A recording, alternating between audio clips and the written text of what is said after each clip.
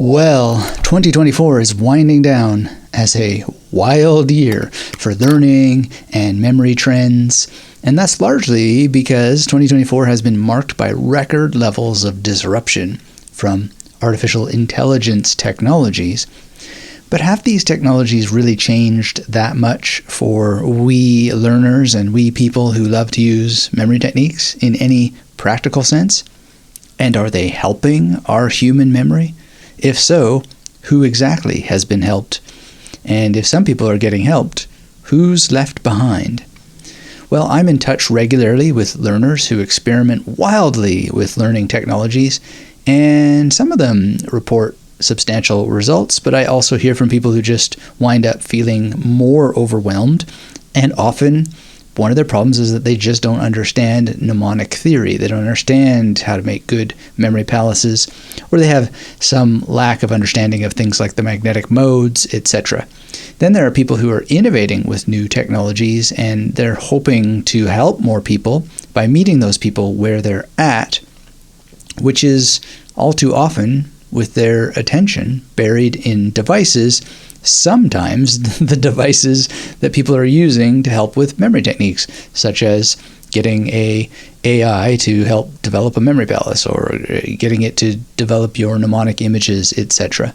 So in this episode of the Magnetic Memory Method podcast, I'm going to share my reflections from the past year, make a few predictions, very loose predictions, because I think humans are really bad at making predictions, but I thought it'd be fun anyway to speculate on what is likely to happen in 2025, or at least cast a light into what's possible. And also I will make a kind of announcement of sorts of some things that are ongoing, and there's a very, very exciting project that I have taken action on. Can't reveal too many details about it, but I'll talk a little bit about that coming forward, because the sooner you get involved, the better, and I want you to at least know that it's coming. So buckle up, learning and memory fanatics. This is going to be an intense ride. As always, this is Dr. Anthony Metivier from magneticmemorymethod.com, and really happy to be doing this still after all these years. It feels like forever and a day. And you know, the landscape of learning and memory has always seemed to be developing, but memory science and neuroscience at large shows that the human brain doesn't evolve quite so fast as some of our technologies, and people argue about just how evolved the technologies have been. I had Andrew Main on recently, who is one of the first people to write prompts, if not the first person to write prompts for ChatGPT, and we talked about AI, and his feeling is that they're going to need, us, our species, are going to need people like me for a long time to come, even if the artificial intelligence gets really, really good, because we're still going to need to train our memories. And I think that's true. And it's not just because our brains don't evolve that fast, but our brains get rewired, and we need to be able to unwire some of the things that are going to happen to them when we de-skill ourselves, for example. So a lot of people, and this is reflecting back on my opening comment, that some people are going to be helped and some people are going to be harmed. And a lot of the people that are going to be harmed are ones that never learned to wire their brains in the first place for better memory. And I don't know if they'll be harmed or not. Maybe they won't be harmed in any practical sense, because maybe there'll be universal basic income, and then it won't really matter whether you can remember things well or not. I really don't know, but if you look at what came out in 2024, Jonathan Haidt released The Anxious Generation, and part of his argument has everything to do with rewiring the brain. Too much online technology is not even rewiring young brains, it's just wiring it in a completely different way in the first place. And his prediction is based on existing data that shows that mental illness has spiked amongst young people, and it's going to continue to spike. And Richard Reeves, he wrote a book about the effect on males, specifically called Of Boys and Men. And I'm not as anxious as either of these two very highly acknowledged thinkers, but I mention them up front because I think their themes are important because of the wiring and rewiring aspect.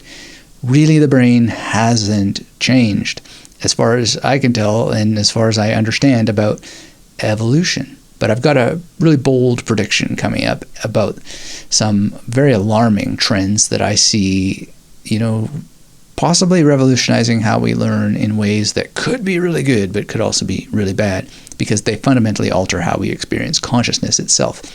But altering how we experience consciousness, I think, could be for the better in the end.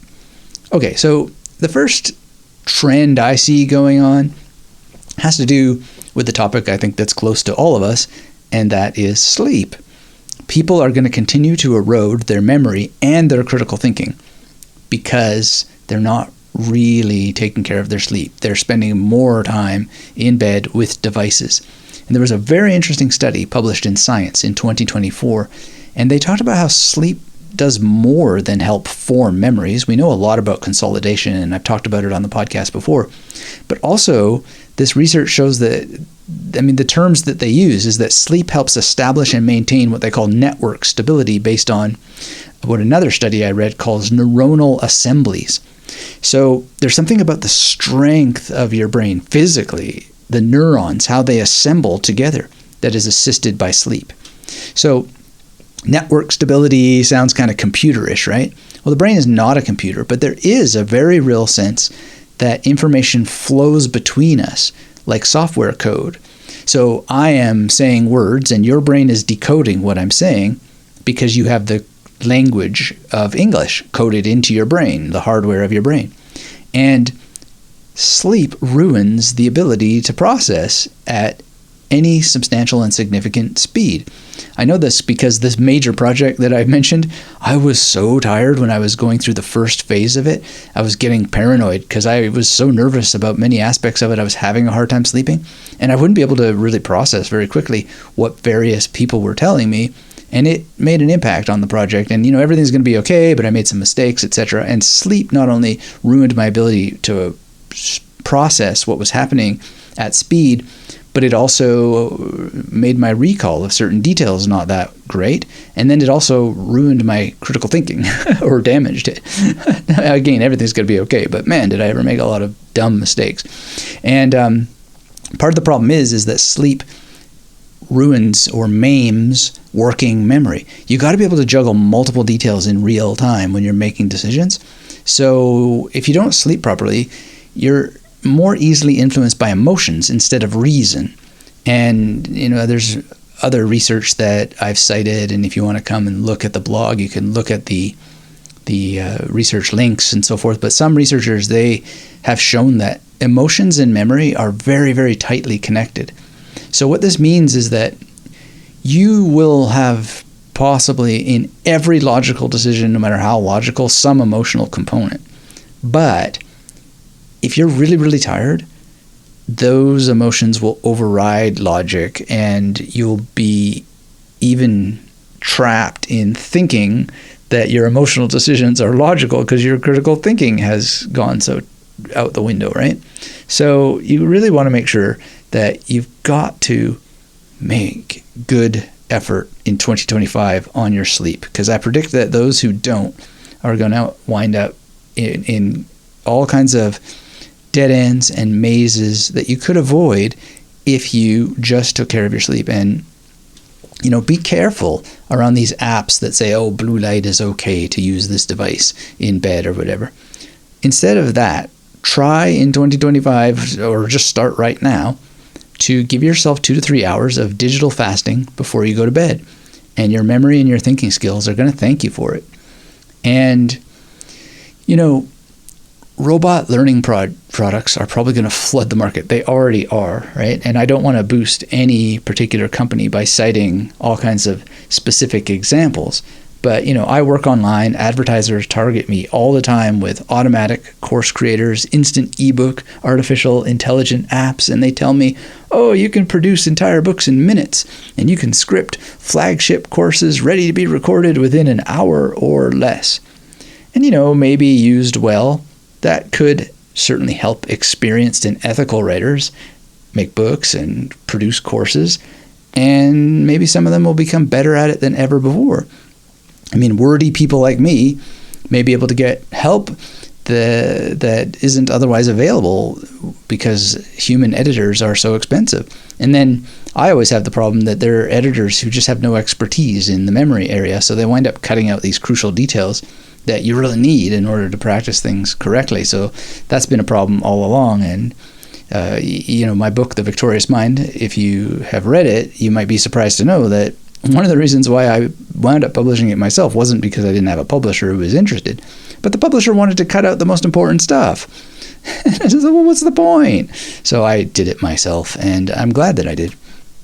Anyway, that's something that may not be an issue anymore. We might be better able to get things edited professionally, but without having to go through the professional publishing houses. And, I don't want to make an extreme prediction that somehow legacy media is going to go, but apparently it is crumbling right before our very eyes.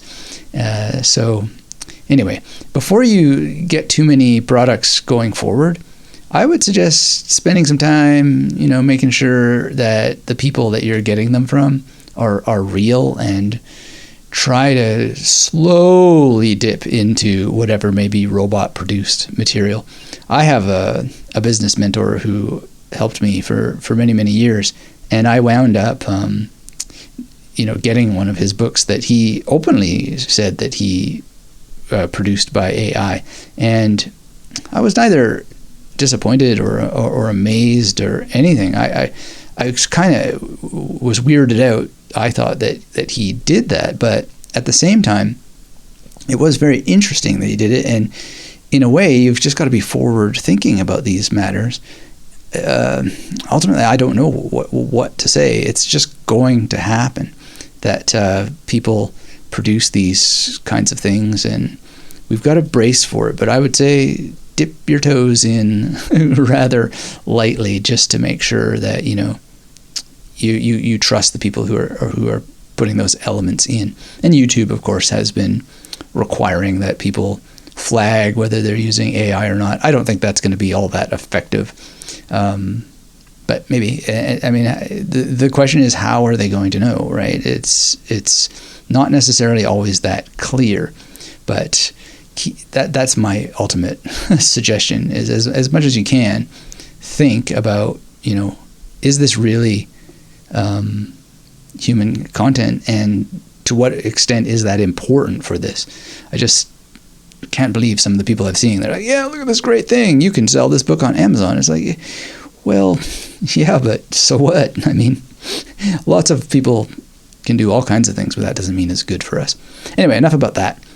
The whole point is carpe diem, but caveat emptor. And if you don't know those phrases in Latin, seize the day, but buyer beware. Okay, online courses, I think, are going to continue to help learners confuse activity with accomplishment. And this has long been a problem. Some people try to solve it with gamification.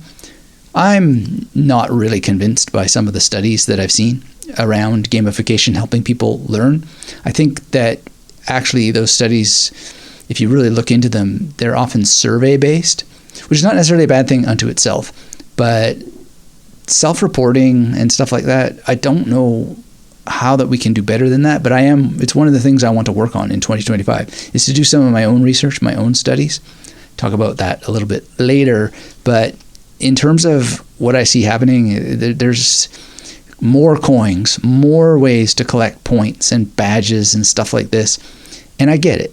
I don't really like gamification. I find it thoroughly annoying, but I get it, and I'm going to experiment with it myself. I'm going to see to what extent that I can continue some of the things that I started with the Memory Detective game. And the Memory Detective game was a lot of fun, but it missed a kind of gamification element. Like, there were no coins or badges. There was a prize, but I didn't make all kinds of points and stuff like that. And it doesn't really fit that game anyway. But, I got to also look at some of the research that I do find useful, because just because the gamification research I've read doesn't sound all that promising, I haven't read it all. And there is a systematic review of the literature on gamification, and basically it does have a reason for optimism. And that reason is that it recognizes serious gaps in the literature on gamification. And I think that there are gaps in how the scientific studies are conducted as well. And, there's going to be problems, because the ideas that I have for scientific studies, they're going to have my bias in them. I don't know exactly how to get rid of that. But I also don't know that it's as big of a problem as it may have been treated in the past. There's a book called Mnemonology, and if you haven't read it and you are into memory techniques, you might really like it. I guess it's probably dated now, but I still think, in my memory anyway, that it's quite valuable. And one of the unusual things about it, or it was unusual to me at the time, and I come back and forth on the point, but the author said they didn't use memory techniques themselves because they didn't want to be biased. They just wanted to look at the research and look at it with a cold, hard, clinical light. And what it reveals is that memory techniques works. I mean, we know that, right? But at the end of the day, I think that worry about biasing the results is unfounded. And Boris Conrad, he's a memory competitor who's also a neuroscientist. It really wouldn't bias it because there's so much science that is already there.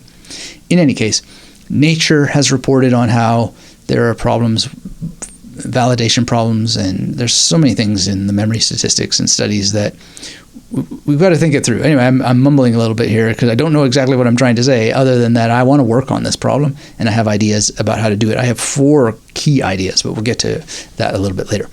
The other sort of trend and prediction I see is that augmented reality and virtual reality are just going to remain fringe interests. Now, I can be way off the mark here, but it seems to me that the vast majority of humans want to be unencumbered by helmets and glasses. For one thing, it's really hard to maintain situational awareness when you're wearing a device, especially one that disrupts your attention with visual and audio notifications. I mean, maybe these devices will evolve to increase your ability to monitor threats in the environment, but I think that's really misguided. What if a connection goes bad and now you're unprotected? Or what if a bad guy has a scrambling device? Or, XXX, YYY, and ZZZ. Wouldn't you rather that you were fully aware and ready to defend yourself instead without having to tear a helmet off? Maybe it trained you in martial arts. I don't know. But even in a relatively safe environment like your home, I think a lot of people want to be instinctually free of devices that isolate or invade their ability to track environments. And they invade this ability in extreme ways. Anyway, part of my thinking here is actually influenced by a VR pioneer named Jaron Lanier, and he raises issues like this in Dawn of the New Everything, and many issues, including uncanny valley effects, that I think will pose challenges to our ability to learn in simulated environments, especially when there's any kind of group effort involved. In any case, one thing that I find interesting and strange around the app and the VR and augmented reality stuff is that the one app for memory palaces that looked quote-unquote half decent, and I'm not going to name any names, but when it was first released, I received some emails asking if I wanted to promote it as an affiliate, but the creator would not appear on the Magnetic Memory Method podcast to discuss it. Now, I can't be sure, but it feels strongly to me that if there's no desire to face the hard questions that I have to ask about the efficacy of such an app, well, then my criticisms, which are fairly well known in the memory world about video game memory palaces, digital amnesia, and all that sort of stuff, I mean, why would that interview never have come about? I don't know.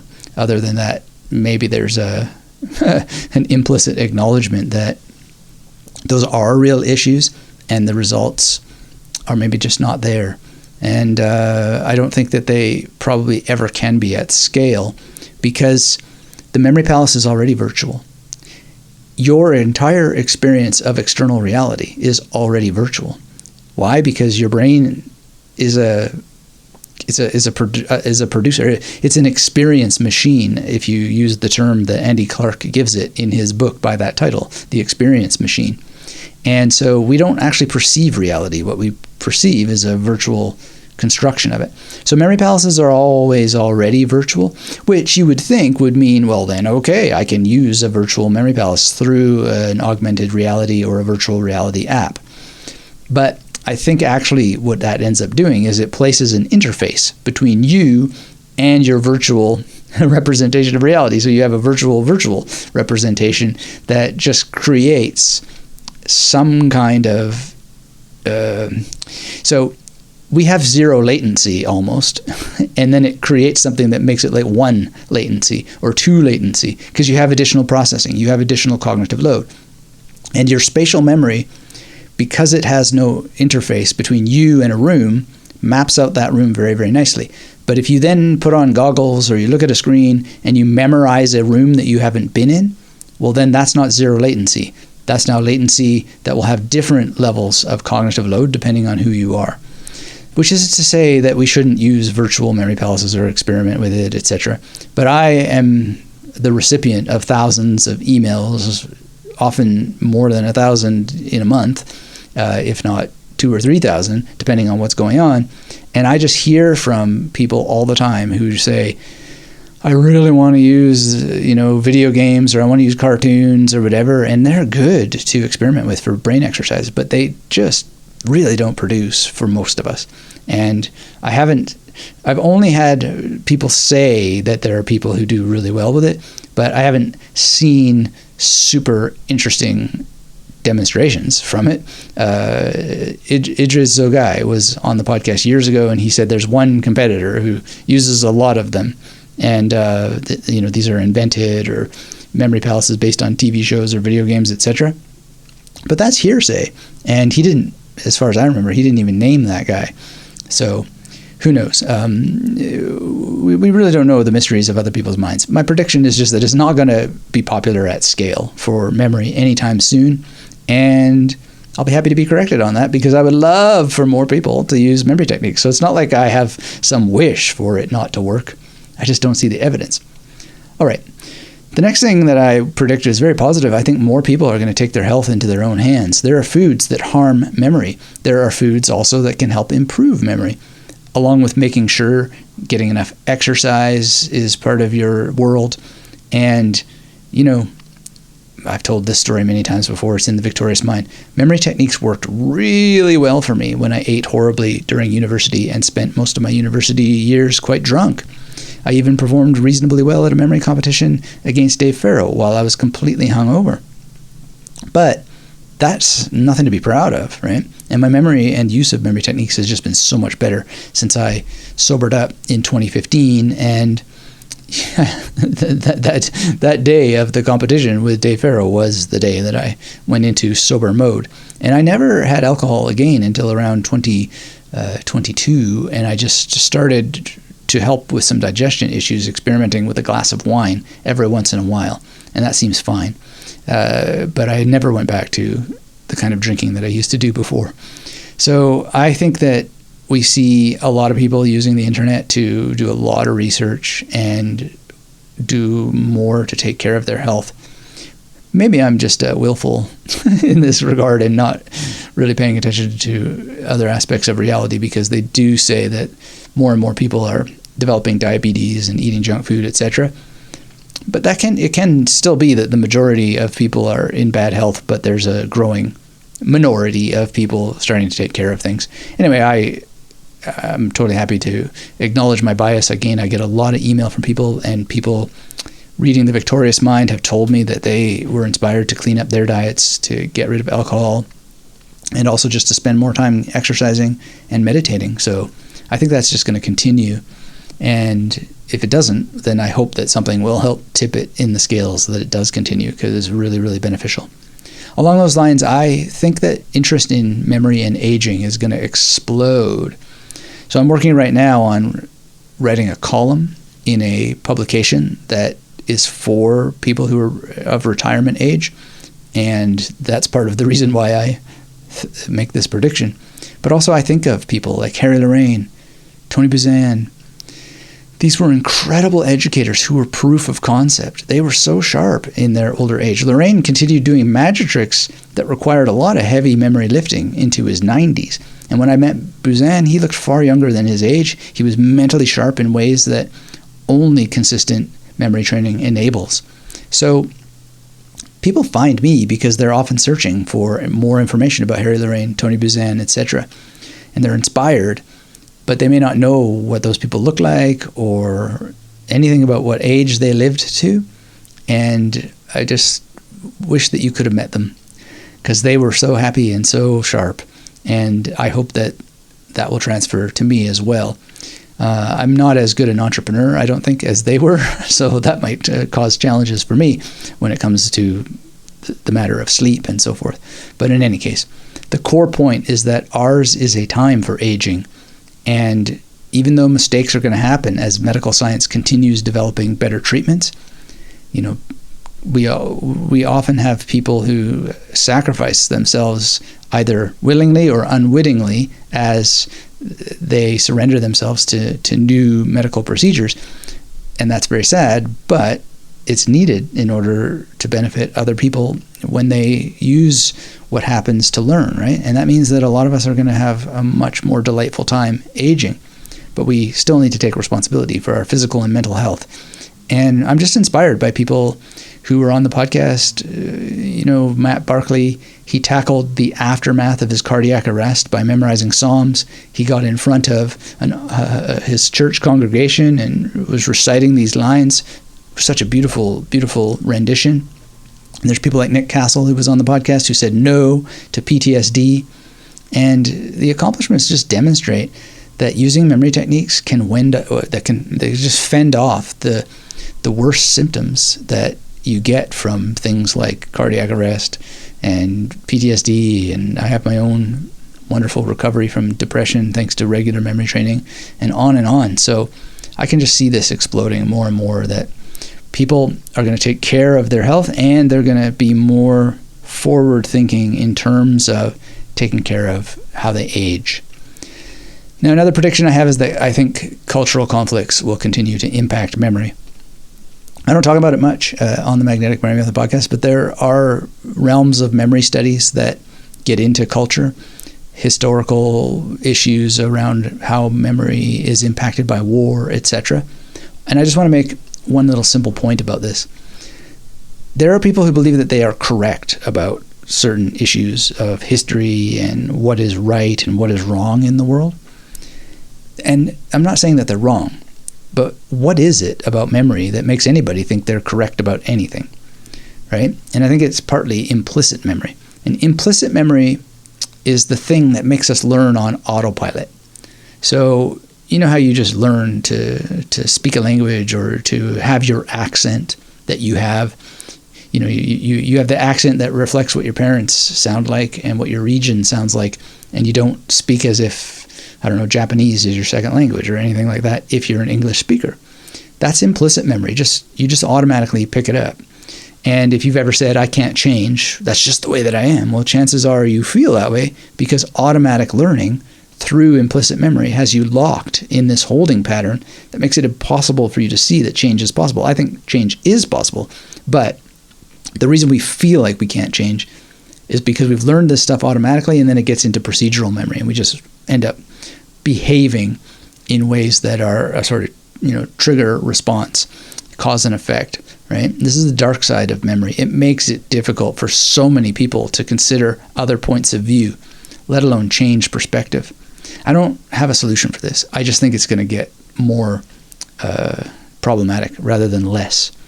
And, well, that bothers me. It disturbs me a little bit. I don't really know what to do other than to just keep going. And hopefully a lot of us will share more about memory techniques with other people and really work on some of the more meditative, I think, aspects, asking philosophical questions, learning more about philosophy, multiple viewpoints, and ideally learning multiple languages, although I have a prediction about that coming up. But first, let me talk a little bit about where I think physics may have a chance to get involved in memory that could help with some of these implicit memory issues where we learn automatically and have a hard time changing. There's something called orchestrated objective reduction. Now, I don't pretend to understand it, but it has fun terms that I love to learn, like neuronal cytoskeleton, and I even had to use memory techniques just to remember orchestrated objective reduction. So basically, there's a whole literature review that you can read that has comments on all kinds of aspects of the theory. All I know is that it has something to do with microtubules in your brain and that the way consciousness and memory arise may be somehow affected by quantum processes that take place within these microtubules. And I came across it partly because of my research for a memory detective novel. It's part 2 of the memory detective series. So the first one was Flyboy, and in the second one, which is called Vitamin X, there's something related to physics in it. And I don't use the word microtubules in the brain, and not in the current draft, but I'm starting the 7th draft soon, and I may put that in there, that exact term. But it's basically, I don't want to give a spoiler alert, but if you go and learn a little bit about orchestrated objective reduction, and then you read Vitamin X whenever I get Vitamin X finished, you may see the connection. And if not, but that's definitely been on my mind. I hope that the research continues, because it may just give us an explanation of consciousness that we still don't have. And I think that would put a lot of the cultural conflicts that we have to rest, and it may make the next point that I want to suggest irrelevant, and that is that language learning, I think, is going to suffer, and learners along with it. And, these days, a lot of people can use ChatGPT to get language lessons, and I've certainly used it that way. And I released an experiment about that. The thing that I'm concerned about, though, is that the people are just less likely to get together to have scheduled language learning lessons, because you could just talk now with a computer, right? And the shortcuts are very, very enticing, and I don't know, there's just some shockingly bad ways that the apps put in language, and you just don't get a certain je ne sais quoi. I don't know what it is. When I get a chance to still speak German with people, they're often surprised, like, where did you ever pick up that phrase? And that is a great compliment. But it's just a sign of me having not used apps to learn, right? And not used formalized language. And I'm just worried that more and more people are going to use these robot-generated texts that are not reflective of how people speak. They're not reflective of what you would pick up in the streets of Beijing. There's just certain things that I know how to say because I've been there and hung around there and have family that speak as native Mandarin speakers. And, I haven't tested every little aspect of what AI knows or doesn't know. And maybe it will pick up all this stuff. But I don't think it will. I mean, there's just going to be years and years and years and years of people who can't even afford phones yet, which is the case in a lot of countries where really amazing languages are spoken. And so I just think a lot of people are just not even going to bother scheduling language learning lessons.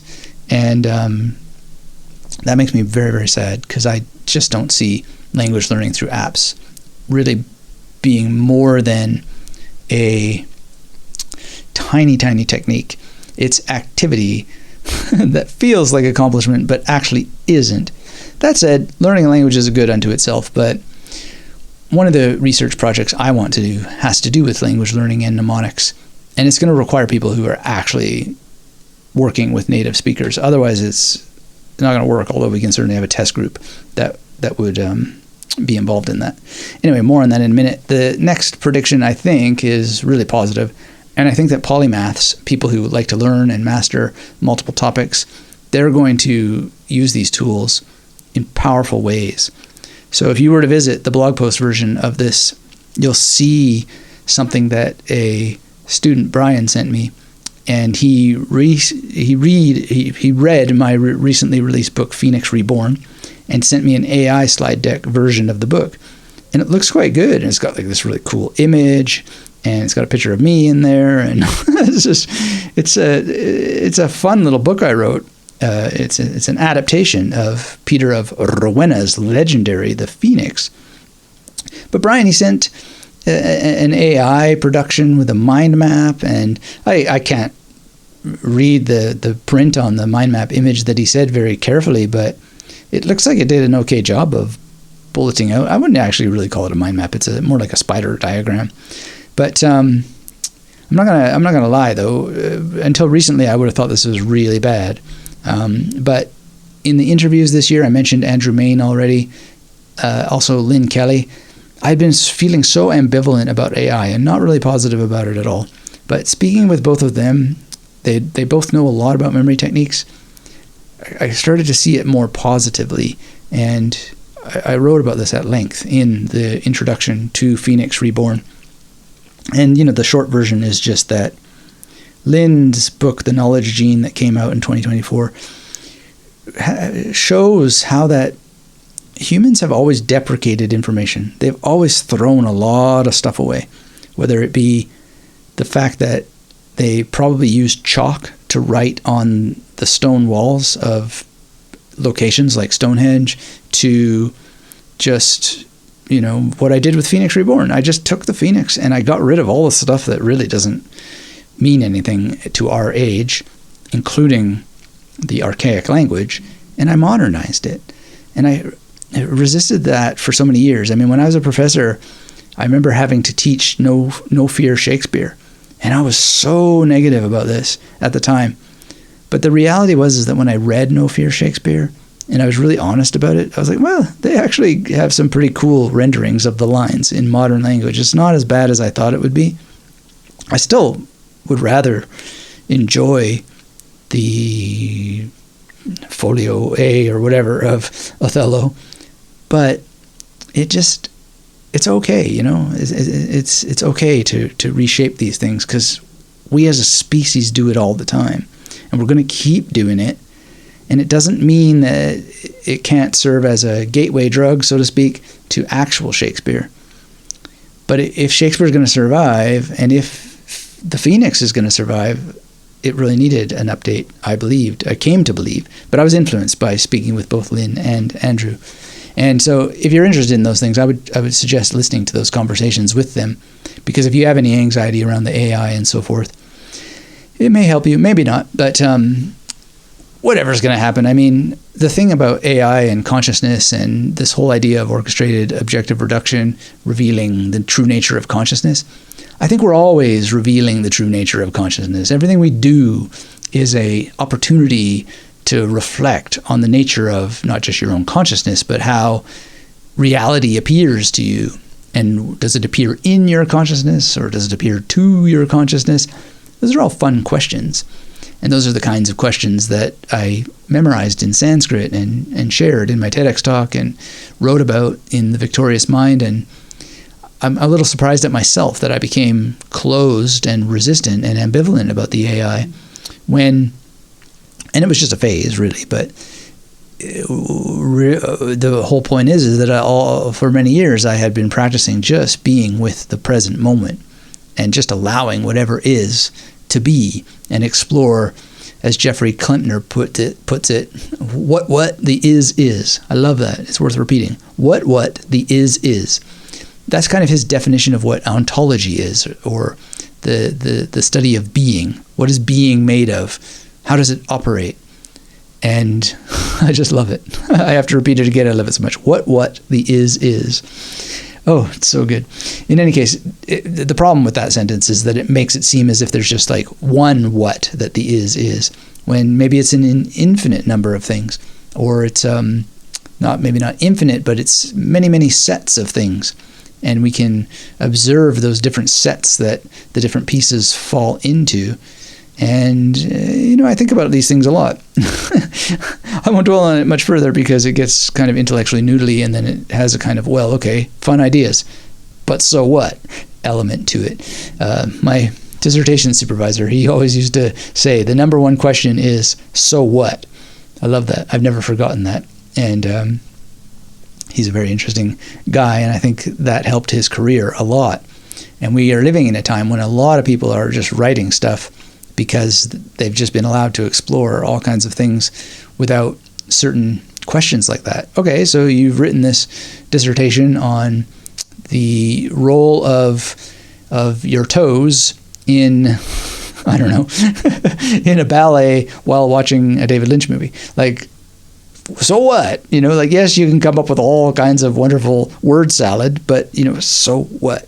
And that is what I would always ask us to do as a gift that I pass forward from my memory from my dissertation supervisor. When you get worried about all these things, or you have lots of thoughts and so forth, well, so what? So what? You have thoughts.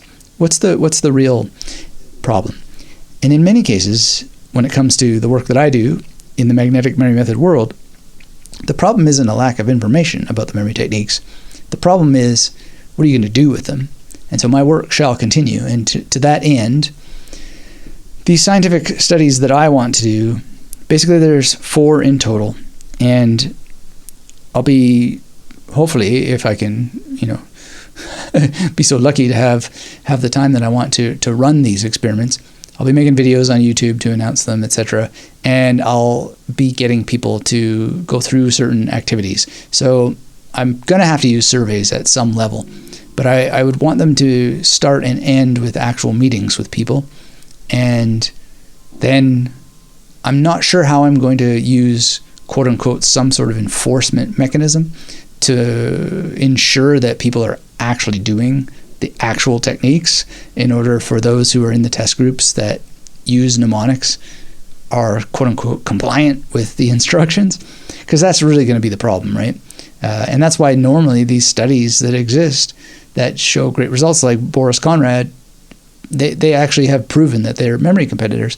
But I think that's a problem, because we need to study people who are not memory competitors, but are still people who use memory techniques. So the question is going to be, how do we know that the memory techniques were used in a way that is maybe not compliant, but resembles the actual teaching? So that's going to be an interesting thing to work out. And it may not get done in 2025, but there's 4 of those tests. And one of them is going to be a gamification test.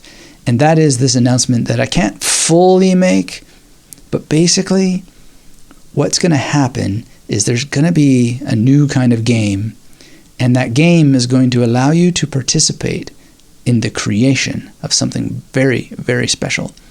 And I have finished the first phase of the project. There are 2 more phases to go, and with any luck, the second phase will be done in the first quarter of 2025. And that may be something you can get involved in, but I first have to find the people who are going to help finish get started on the second phase. And then I have to do some checking with various people. And I have an appointment coming up in 4 days from now. And I go to check with those people. And I'm not going to say who those people are, but let's just say that I need to check with them in order to have permission to do the kinds of things that I need to do. And a lot of what I'm doing has a lot to do with getting things checked to make sure that I actually can do them, because they involve the physical world. So not to be too mysterious about all that, but let's just say that if you were building Disneyland, you would need to get permits.